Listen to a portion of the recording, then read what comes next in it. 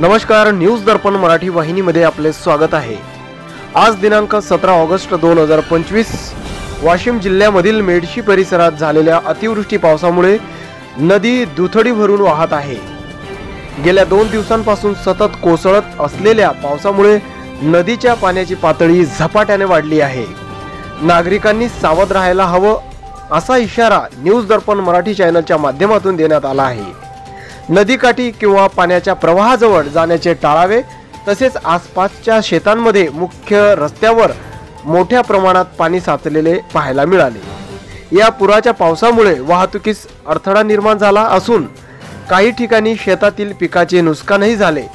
दरम्यान आपत्ती व्यवस्थापन यंत्रणेला सतर्कतेचा इशारा देण्यात आला आहे। कॅमेरामन सचिन सोबत मी प्रफुल्ल साठे, न्यूज दर्पण मराठी, मेडशी।